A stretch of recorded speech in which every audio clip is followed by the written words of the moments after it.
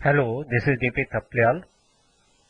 Work done by the teacher, increasing enrollment and reduce dropout. इसके लिए enrollment increase और dropout को कम करने के लिए मेरे द्वारा लगातार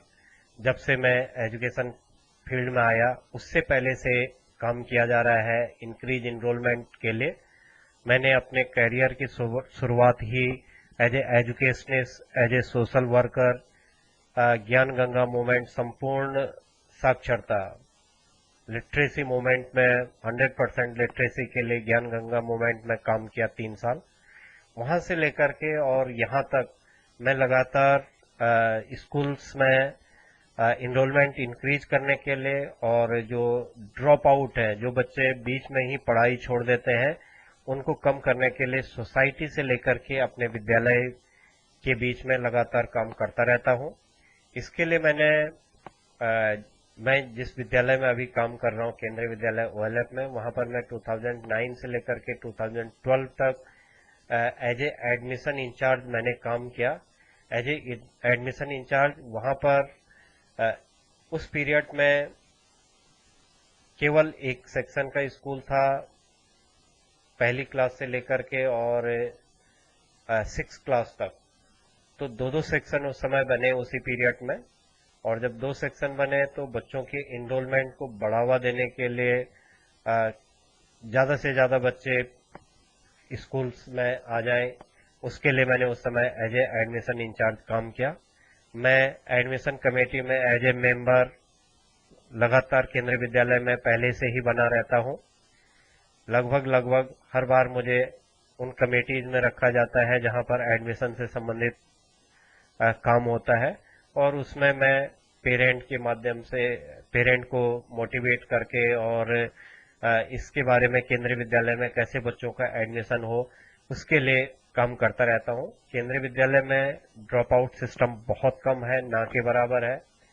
और जब से आरटी आया है, जिस समय आरटी आया उस समय मैं एडमिशन इंचार्ज ही था, और आरटी में जो 25% वीकर सेक्शन के बच्चे थे, इनिशियली जब शुरुआती हुआ था 2010-11 में, जब पहला एडमिशन हुए थे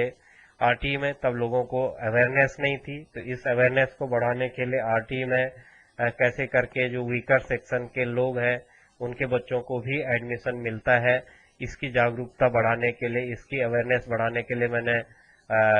विभिन्न माध्यमों से, बच्चों के माध्यम से, उस समय बहुत ज्यादा ऑनलाइन का सिस्टम डेवलप नहीं था, लेकिन उसके बावजूद भी पेरेंट्स से मिल करके 1-to-1 टेलीफोन करके और इन सब चीजों से इनरोलमेंट को इंक्रीज करने के लिए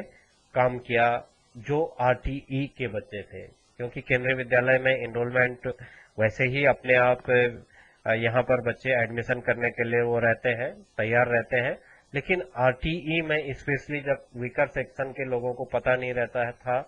और जिन लोगों को जो स्कूलिंग सिस्टम को बहुत ज्यादा जानते नहीं थे, जिनको पता ही नहीं था, उन लोगों को अवेयर करने के लिए मैंने इनरोलमेंट, आरटी में इनरोलमेंट इंक्रीज करने के लिए लगातार तब से लेकर के और अब तक लगातार जो वीकर सेक्शन के लोग हैं, जिनको न्यूज़पेपर पढ़ना नहीं आता है या पढ़ना नहीं आता है या नोटिफिकेशन का पता नहीं रहता है, ऑनलाइन एडमिशन होते हैं, उन सब चीजों में उनकी हेल्प इकोनॉमिकली और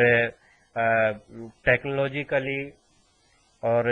इंफॉर्मेशन के रूप में लगातार काम करता रहा हूं, और सोसाइटी में ड्रॉप आउट न हो, स्पेशली पेंडेमिक पीरियड में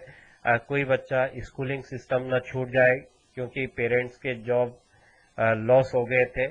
स्कूल न छूट जाए, उसके लिए बच्चों के लिए फीस के लिए हेल्प की है, डोनेशन किया है और लोगों को प्रेरित किया है,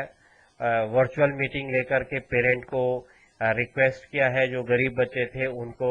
इकोनॉमिक हेल्प देने के लिए रिक्वेस्ट किया है, ऑनलाइन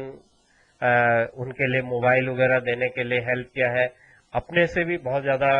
इसमें हम लोगों ने डोनेशन किया है, अपने स्टाफ के माध्यम से भी कोऑर्डिनेट किया है मैंने डोनेशन के लिए, कि बच्चे किसी भी ढंग से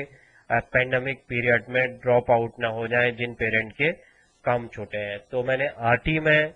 इंक्रीज करने के लिए, आरटी में इनरोलमेंट इंक्रीज करने के लिए, वीकर सेक्शन के इनरोलमेंट को इंक्रीज करने के लिए लगातार पिछले 10 सालों से मैं केंद्रीय विद्यालय में काम कर रहा हूँ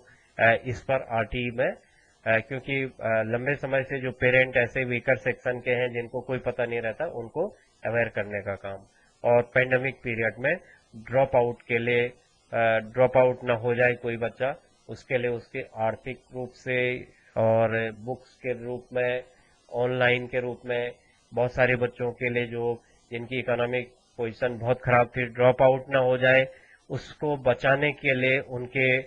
मोबाइल चार्ज वगैरह ये सारे काम मैंने इसके लिए किए हैं। Thank you.